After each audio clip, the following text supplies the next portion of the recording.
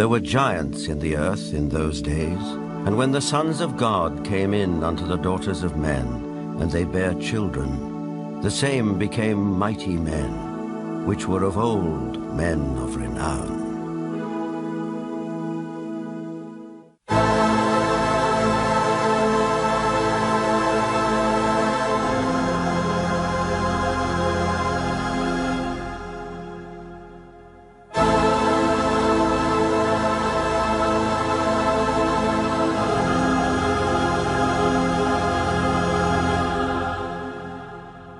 The Maya and Incas of South America believed a race of giants existed on Earth before the Great Flood.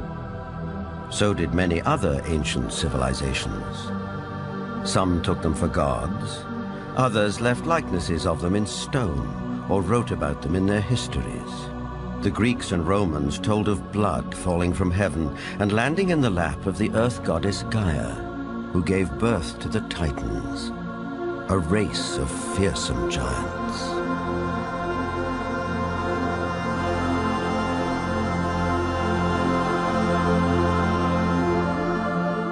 Perhaps the most famous of all was Goliath, the Philistine, one of 5 giant brothers. Vendell Jones is an archaeologist with a style of his own. He spent a lifetime tracking down Goliath and the Ark of the Covenant, with which the Jewish holy book of the Midrash tells us the giant made off. Goliath thrashed his way through the Israeli soldiers, ran over and scooped the ark up on his shoulder, slew Pinchas and Hophni, and took the ark back to the camp of the Philistines. It was in this field, 15 miles southwest of present-day Jerusalem, that legend says Goliath was finally slain. Not by a giant warrior like himself, but by a puny boy, David, who, as this 9th century BC tablet indicates, would later become king of the Israelites. David reached into his script. He pulled out this black thing with long leather straps, and he put it on his arm and wrapped it like this, and said, "You have come against me with a buckler and the armor and a shield and a sword, but I'm coming against you in the name of the Lord God of Israel." Then he reached in and pulled out another set of leather straps, but this one had a stone in it.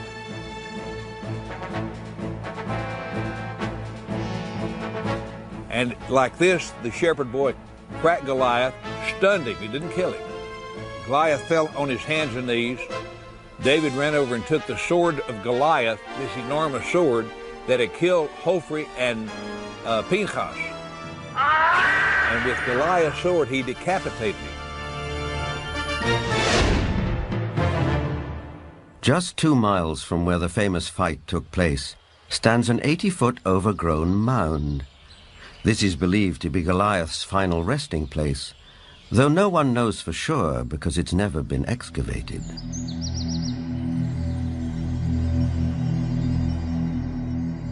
In the American Midwest, there are also many large mounds, which are said to be graves.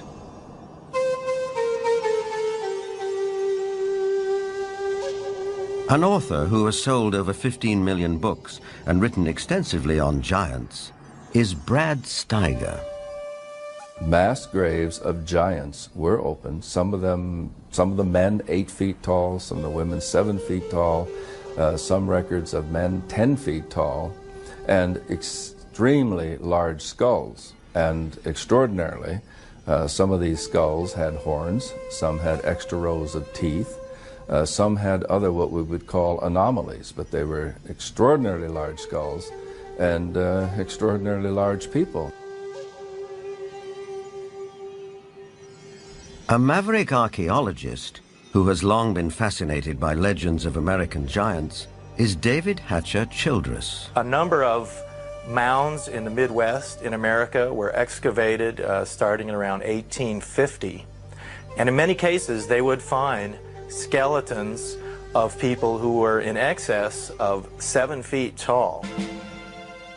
And in many cases, they had double rows of teeth as well as, in some cases, 6 fingers on each hand and 6 toes on each foot. The one that was found in Bridal Veil Falls, California by a group of miners, first they found this wall with very intricate hieroglyphics. They assumed that they were finding gold behind the wall. They broke it down and they found this woman holding a child covered with fur and a strange kind of dust.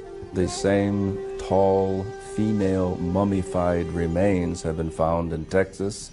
They have been found in Death Valley. They have been found in other parts of California. These old photographs and newspaper clippings are all that survive of these mysterious giants. Winner of the Newsmaker of the Year award, journalist Jim Mars has a special interest in speculative science. Archaeology at that time was in a heyday. There was everybody that had a shovel was out trying to find something. But what's interesting is that the finding of these giant mummified bodies and giant fossils and bones, really you can't pin to any particular location. They were finding them in Greece, they were finding them in Italy, they were finding them in the Middle East, they were finding them in America. And even if you write off a few of those as perhaps a hoax or a misinterpretation of something else, you're still left with a tremendous amount of evidence to show that there were these giant beings at some point walking the earth.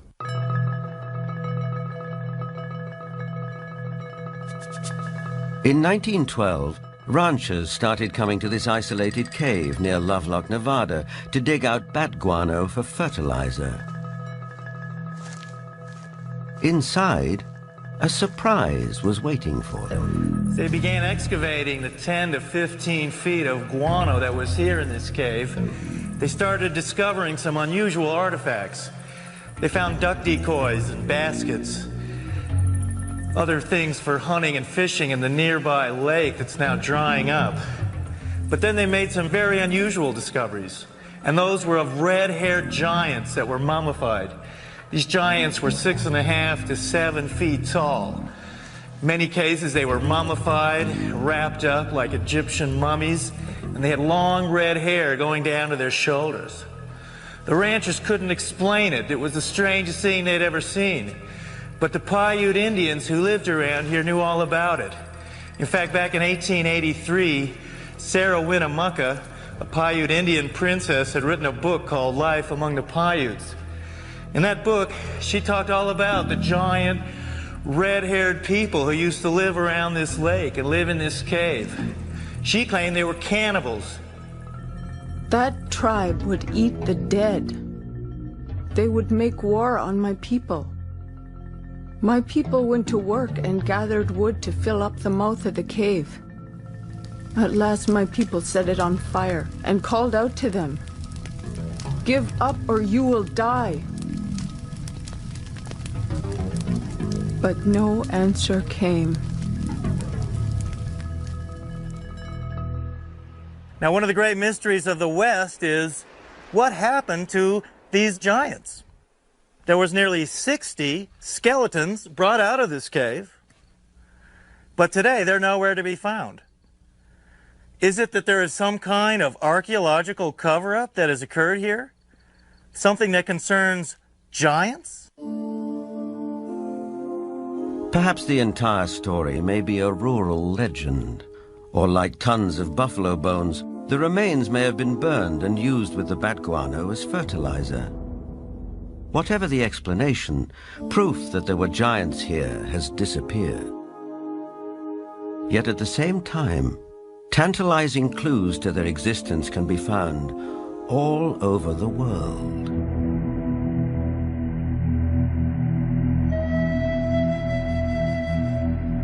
In South America, there are giant figures carved into rock so huge that at ground level it's hard to tell what they depict. Though from the sky, that becomes dramatically clear.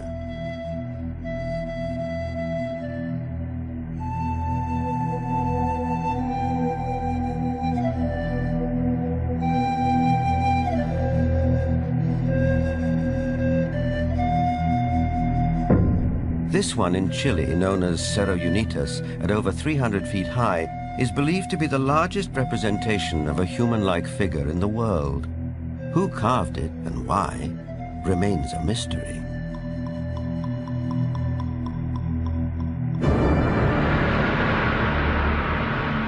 Half a world away, in the United Kingdom, other giant figures stare up into the sky. This one is known as Cerne Abbas near Shaftesbury.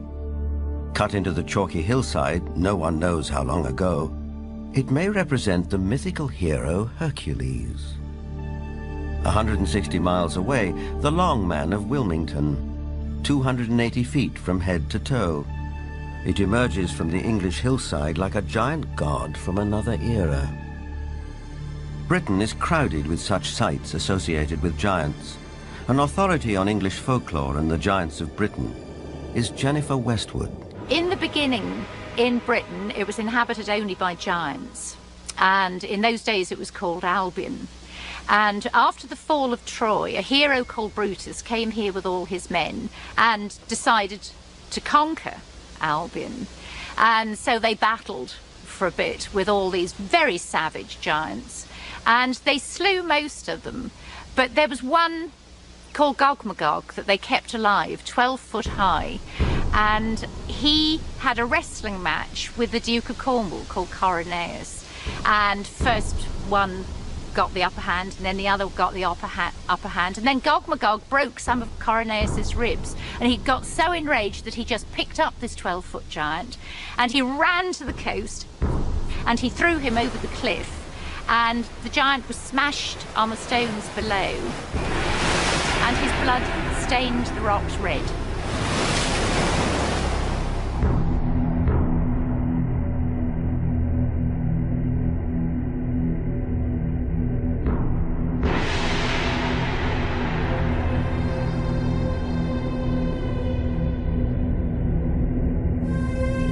Giants also figure in the mythology of Stonehenge, arguably the most famous megalithic structure in the world. These massive standing stones, the largest 30 feet tall and weighing 50 tons, were erected here thousands of years ago. The early Britons called the stone circle the Giant's Dance and believed giants had built it. Who really built Stonehenge and how they did it are enduring mysteries. Perhaps in the end, we have to turn to legends for an answer. This was somebody in the past with a technology that we don't have, or a magical skill we don't have, creating these things.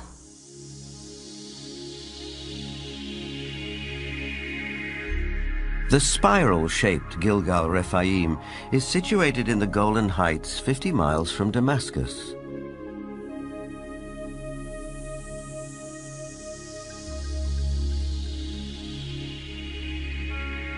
Constructed from an estimated 40,000 tons of loose rocks, it is remarkably reminiscent of Stonehenge. Both have been dated at around 5,000 years old and have similar megalithic stones. And like Stonehenge, Gilgal is also said to be associated with giants. Only in this case, there's biblical text which seems to support the claim.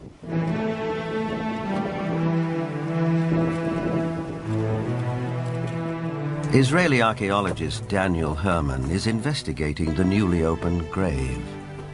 This is a tomb of someone, obviously a very powerful man. Look at the size of the stone slabs used. This must have taken an enormous amount of time and effort to construct.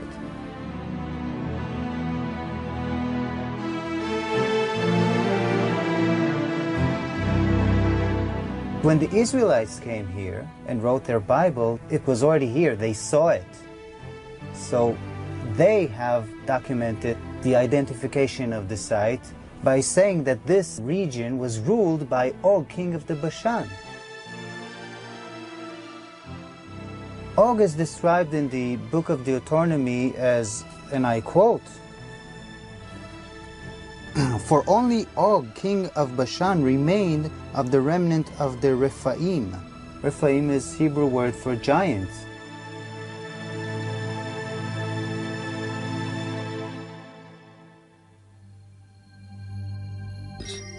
They're in the deserts, on the plains, under the oceans, high on the mountains, like those in South America. I think the world looked like the cities we see in Machu Picchu, Tiahuanaco, Sacsayhuaman. I think it was a world peopled by giants who structured their buildings out of massive building blocks, 500-ton, 250-ton blocks. Massive ruins, the scale of which stagger the imagination, are found throughout Central and South America.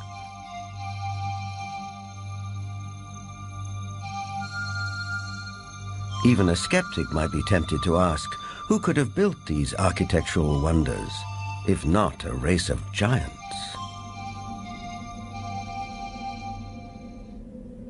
People of the Mediterranean island of Malta have an ancient belief that their island was known as the last stronghold of the giants of Europe.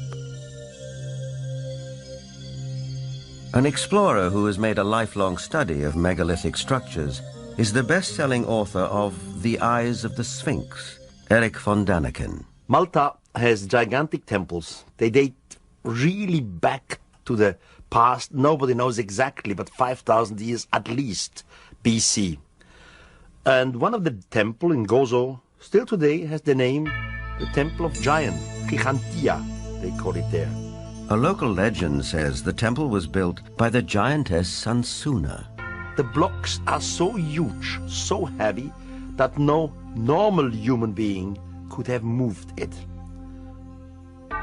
In Bolivia, only 30 kilometers from Lake Titicaca, there are gigantic stone platforms all over the place. The largest of it was once 29 meters long. Its weight has been calculated with 900 tons. Now, this is on a place where we are 4,100 meters high in the Andes, which means there are no trees, no wood, nothing. It is not possible to transport a 900-ton platform without any wooden rollers. Even with wooden rollers, it would be extremely complicated. So these facts are here. You can see them, touch them, photograph them, but there is no explanation for it. For sure, the pre-Inca Indians, the Aymara, were not able to move it. So what is it? What's the result? We don't know. On many places on Earth, we find structures which could be related or to ETs, to a technology which we do not understand, or to giants. ETs, giants, a secret technology? Believers take it in their stride. Here's the best-selling author of Architects of the Underworld, Bruce Rux. The architects are that race or those races who built all the megaliths in the old world, the pyramids, Stonehenge. They are the people who walked before us, the ones who inhabited this world before we did. We have called them gods. We've sometimes called them giants. They left their handiwork behind, and we have not been able to duplicate it. We've only reached the point now where we can really appreciate it. In Lebanon, 44 miles from Beirut, are the imposing ruins of Baalbek. There is mention of this place in the Old Testament's Book of Kings. Baalbek in particular is a very good example. That has the trilithon. Those are the largest stones in the world ever used for construction. They're so large we don't even know their actual weight.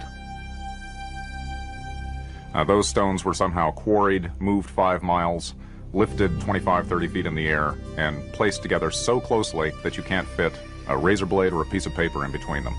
We have no idea how they did it. We don't have a crane in the world that can lift weights anywhere near what those things are. No one knows for sure, but according to Arab tradition, the earliest temples were built here after the Great Flood by a tribe of giants for the biblical king Nimrod.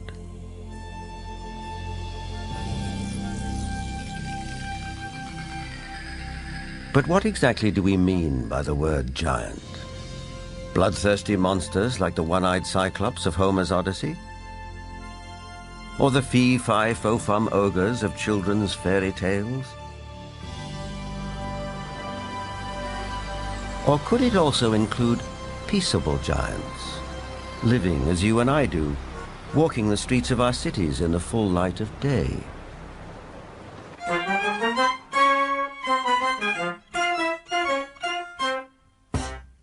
really two kinds of people who could be considered giants. There are giants who are genetically programmed to be tall, people who are normal, but their genes mean that their genes lead them to be very, very tall. And then there are people who suffer from some kind of a disorder, the most common of which, or at least the most well-known of which, is acromegaly, which is a disease in which there is too much growth hormone produced. And acromegaly has a lot of effects on the body. It not only leads to excessively tall people, but it also leads to potential problems with the skeleton and potential problems with some of the organs inside.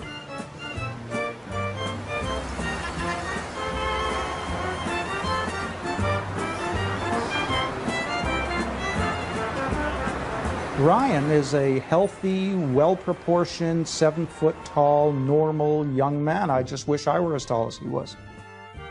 But what makes a person unusually tall?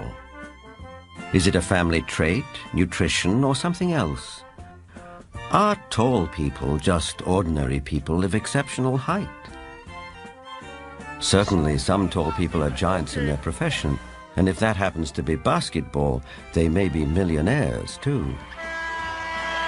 Genuine giants didn't always do so well. Here's Jack the Giant Killer presenting his latest capture to the king. Towards the end of the 19th century, this 9-footer was given to the Russian Tsar as a gift. For some of the vertically unchallenged, it was possible to make a modest living by displaying themselves in public. From there, it wasn't very far to the carnival freak show, which wasn't complete without one or more giants. Even after death, they could still draw a crowd. Anna Swan and her husband Martin, both 7.5 feet tall, went on tour as the world's tallest married couple. It probably took 2 storks to deliver their 24-pound newborn. Which brings us back to the question, where do they come from? Is it possible that in the dim and distant past, they can trace their ancestry to a race of giants? The Weizmann Institute's award-winning scientist, Dr. Marvin Antelman, believes he has the answer. If we all have genetic material from the first man, then it is not surprising to find here and there that you would have a giant existing among us today, because there would be a recessive gene that would produce such a person. The Watusi tribe, for instance, are very large. The median height for most of their males is close to about 7 feet. They're extremely tall.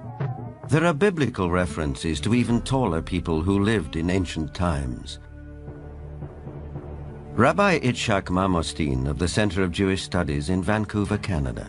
It seems quite clear because of the references in Genesis and later on the book of Numbers and also in Deuteronomy, which are all fairly consistent with each other, that there were gigantic beings that seem to stem from pre-flood era.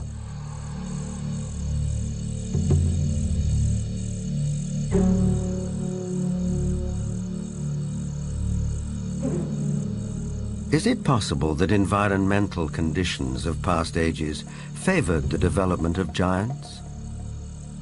Certainly we know from fossil evidence that some species, like dinosaurs, grew many times larger than they do today. A supporter of this thought-provoking and controversial theory is Dr. Carl Bohr. Optimal genetic expression means the best that the organism has within the DNA is expressed because of favorable atmospheric conditions. Based on fossil evidence, trees like the California giant sequoia grew much larger than they do today. One theory explains this by proposing that environmental conditions in the distant past were more conducive to gigantic growth.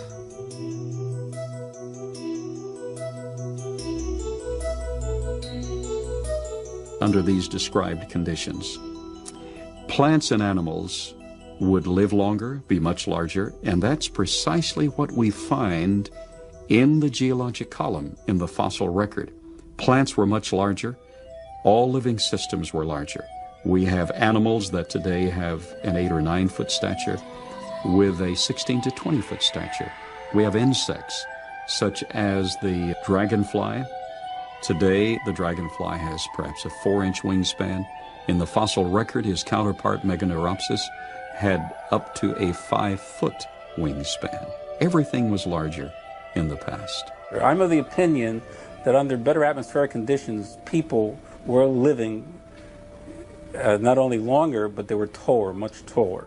Giants and dinosaurs could not exist today as they did in the past because the atmospheric conditions simply will not permit it.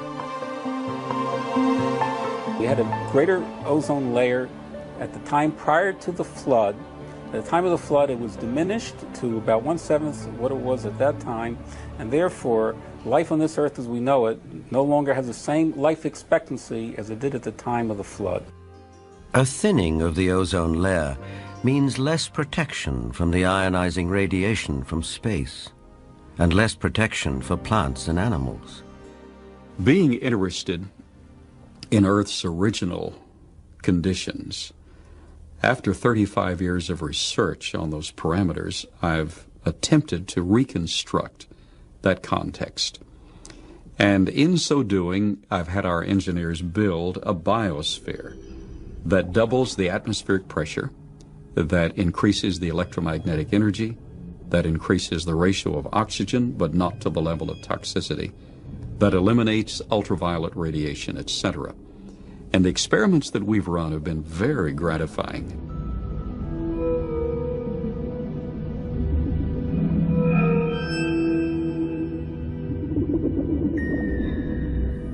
In our controlled scientific experiment, we have measured the effects of a pulsed electromagnetic field on biological systems. We have these Pacu piranha fish that normally at 3.5 years of age are about this size under optimal conditions. Yet we have them now in excess of 20 inches, weighing just under 5 pounds each. Under these controlled conditions, we have succeeded in producing giantism at an accelerated rate. Taken at face value, the research looks persuasive, though it has not yet been replicated by other scientists.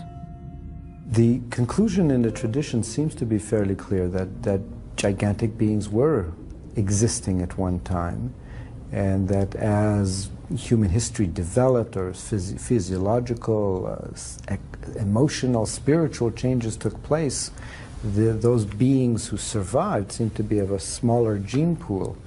But the possibility that there were other strands of humanity, as it were, seems to be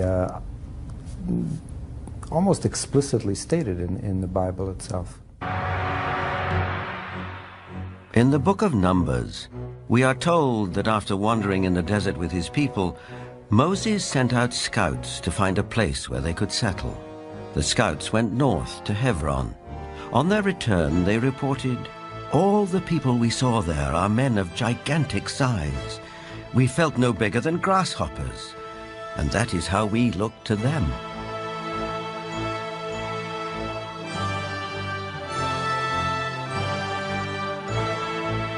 The tribes continued northeast to Mount Seir, known today as Petra in Jordan.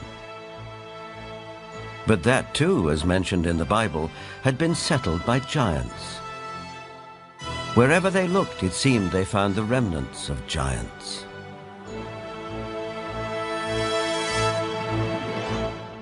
If we look at Scripture, there were giants in the earth in those days. And if we take that literally rather than symbolically, that there were simply men of great powers and extraordinary abilities, then we could say that the first men, the first humans, were giants, or we could theorize that these giants came from somewhere else and used Earth as a colony. In itself, this notion is a startling idea. But a people more ancient than the Israelites believed the very same thing. They wrote that the giants were celestial beings who came not from Earth, but from another planet.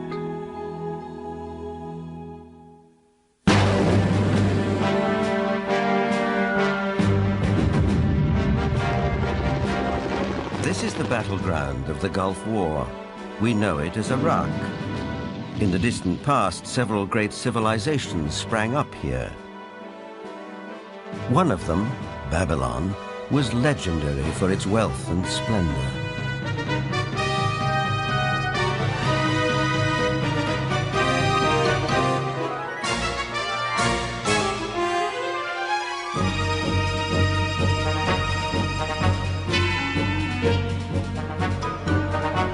But long before Babylon, as long as 6,000 years ago, another remarkable civilization evolved. Its people were the Sumerians, who had an extraordinarily advanced culture. Their list of first just almost sounds like a whole list of our whole society. They had the first bicameral Congress, they had the first writing, they had the first school systems, and you just go on and on and on. So you have to ask, well, where did all this come from? And I think that you need to turn to the ancient Sumerians themselves and listen very carefully to what they have to say, because what they have to say, not just in one place, but over and over and over again, is that they were taught civilization by these beings that came from the heavens to the earth. They call them the Anunnaki.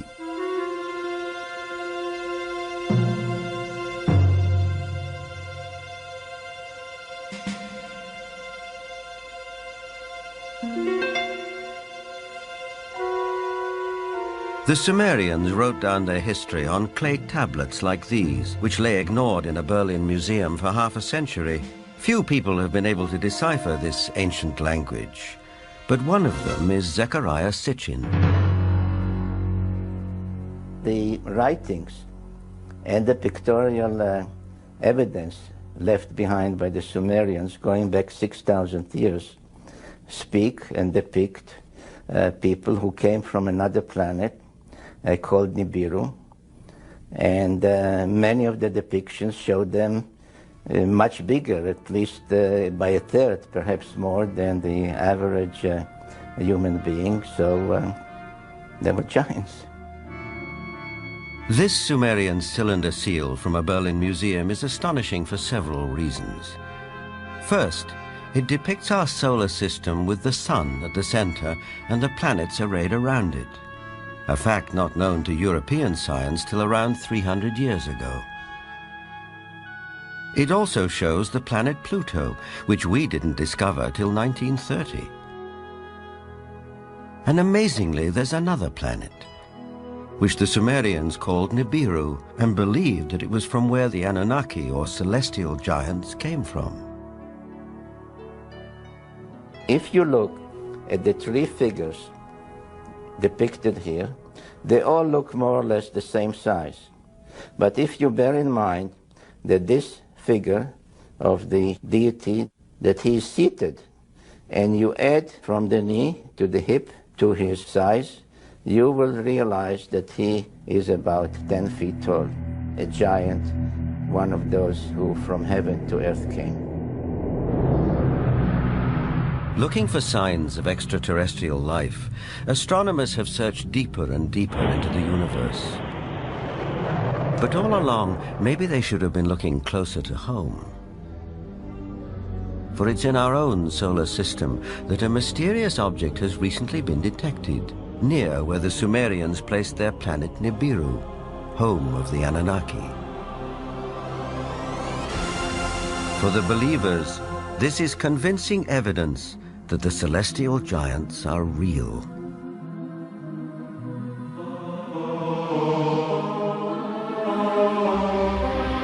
The ancient Sumerian text, just in a very broad overview, basically tell us that more than 400,000 years ago, that these Anunnaki came from space and landed on the earth in the Tigris-Euphrates Valley.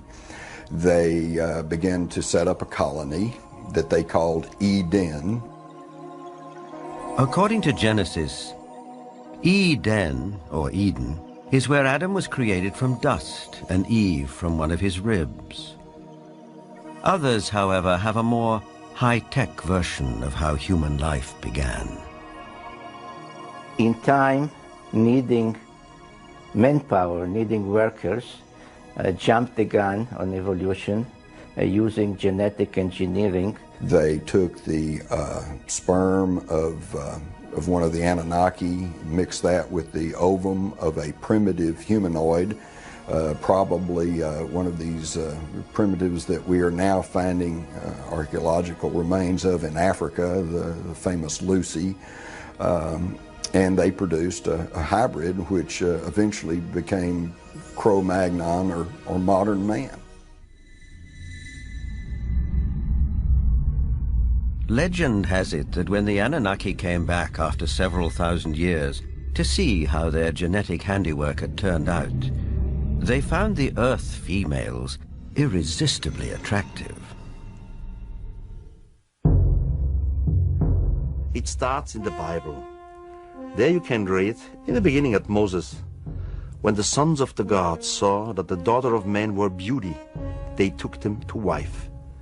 Later, out of the body's womb, giants came. So destructive were these titans that the Anunnaki who fathered them decided to destroy them. The apocryphal book of Baruch even tells us how many giants were wiped out. The book of Baruch says, "Then the Lord created the great flood, destroyed all life, which then was unearthed, including the 490,000 giants."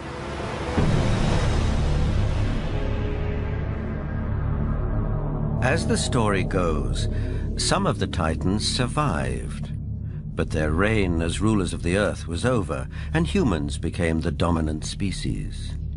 Still, the giants live on in memory, like something deep-rooted that comes from the beginnings of our existence.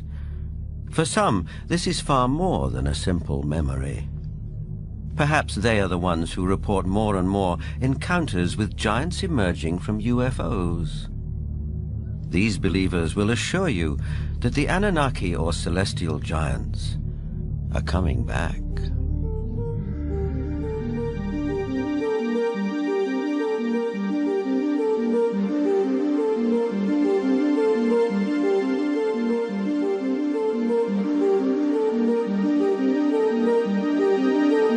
The town of Yatzitz is 25 miles west of Jerusalem. On January the 3rd, 1996, Chief of Security Herzl Constantini was at home when he heard a strange noise outside. When I opened the door, I was paralyzed with fear. I saw a gigantic being around 5 feet wide and 11 feet high. I estimate its weight at about 2 tons. I called the police, and 2 officers came over to the house. They laughed at us and accused me of drinking. But when the trackers came and saw the prints, they stopped laughing.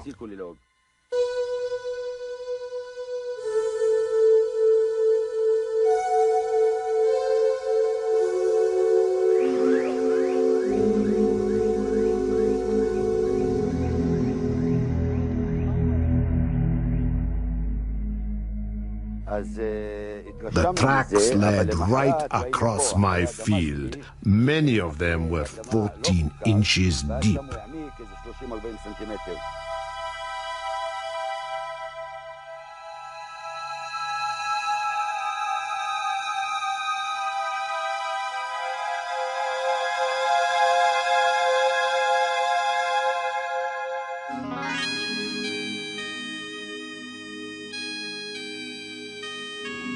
Over the past 10 years, reported sightings of UFOs with giant occupants have been on the increase. Former director of the British UFO Research Association, Jenny Randall, is familiar with these statistics. From an analysis of 15,000 encounters with beings, giant encounters have increased every single year since the 1965 period onwards, and we are therefore getting far more reports of giants being seen today than we did 30 or 40 years ago.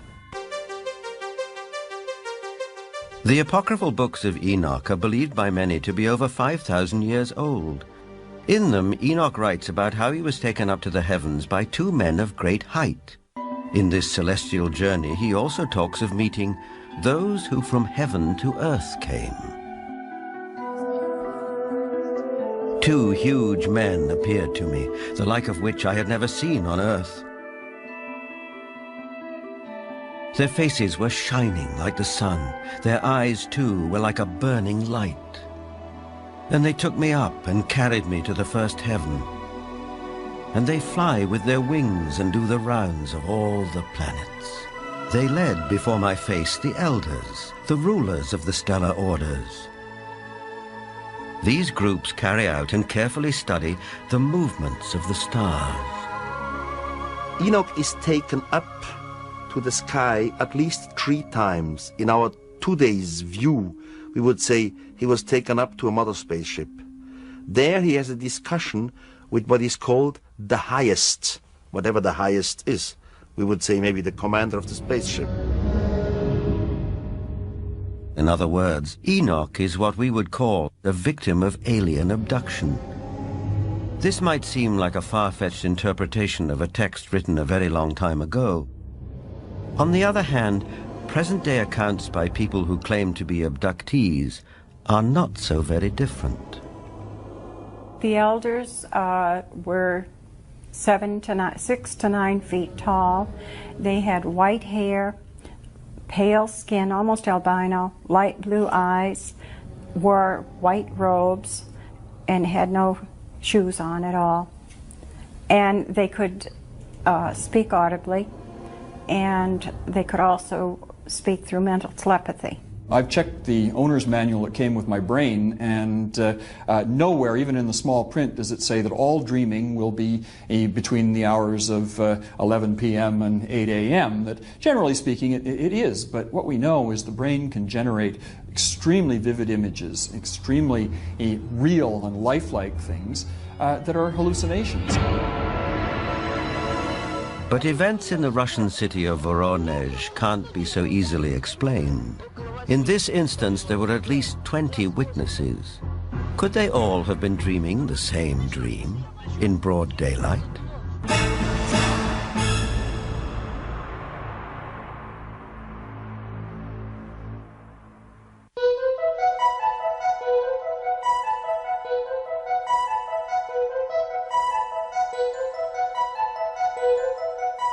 In September of 1989, something happened in the city of Voronezh, 200 miles south of Moscow, which caught the attention of the world press. For several weeks, strange lights were seen over the city. Then on September the 27th, it was reported that a spacecraft landed in one of the city's public parks, from which 3 alien giant figures emerged. Nothing remotely like this had happened in Voronezh before. Before coming to America in 1990, Ukrainian journalist Paul Stonehill covered the Voronezh story for the international press. Top Voronezh researchers of anomalous phenomena who include scientists, geologists, and also some military people went to the site immediately thereafter. They were on the site on the 3rd of October studying and collecting specimens.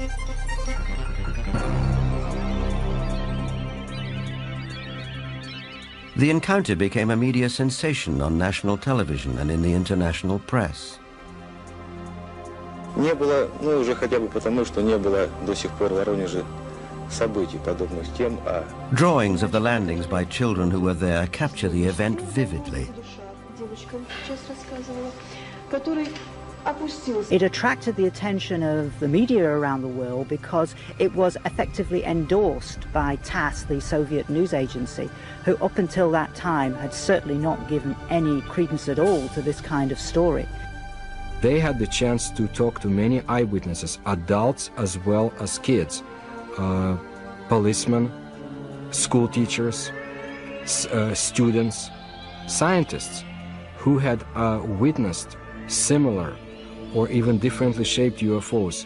The underlying theme was that giant-like beings exited from strange-looking craft, did some research throughout Voronezh, and were able to get back to their craft and fly away. For once we had a genuine large number of people all correlating with one another, describing the appearance of these giants. So it was not a case of you simply believe a witness or you don't. Here you couldn't fail to believe them because there were so many of them talking in concert. I was standing not far from the main road of the South Park, and I saw this flying object at an approximate height 250 meters. It stayed at the same height and did not move horizontally. I was very interested by all that, because it could not be any kind of meteorological balloon. There was a squeaking sound. Perhaps some drilling tool was operating, like it was boring a hole in the ground. The creatures started coming out. They did not look too much like humans. They were much taller than humans. They did have shoulders, but I didn't see the head. He was huge, really huge, bigger than we are. He was a mighty figure. In 1989, Sergei Makarov was one of the school children who was in the Voronezh Park. I remember a crowd that gathered around the place. Everybody was scared. Everybody turned pale. I was absolutely flabbergasted. Denis Bozhenko was also one of the boys in the park on that day in September 1989. I saw some traces there, and also a strange man. Outwardly, he looked like any other man, only he was huge. A moment later, he suddenly disappeared. I had no doubt that the UFO and the giants existed, because I saw them. But sometimes when I look back, it seems sort of like a fairy tale.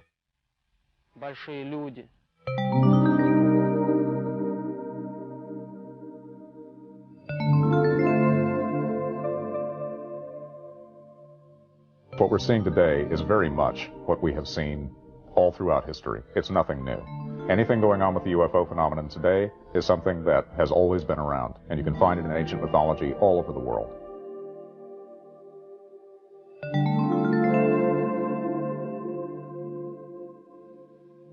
We have the legends, and of course, in some cases, we have cave paintings of giant-looking beings and even footsteps.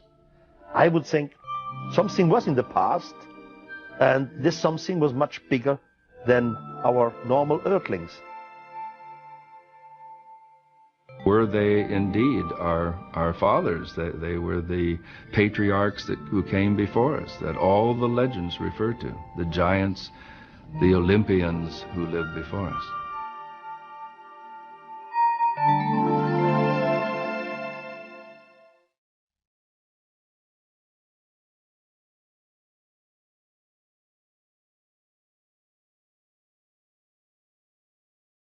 Whether fact or fantasy, giants have occupied our collective consciousness for as long as we can remember. But did a race of giants ever truly walk the earth? The ancient texts, as well as some of the evidence, suggest they did. And is it possible that recessive genes in the 7- and 8-footers that walk amongst us today could be connected to a former race of giants? Now, with reports like the giants of Voronezh, one wonders if perhaps the godlike giants of the Sumerians are coming back.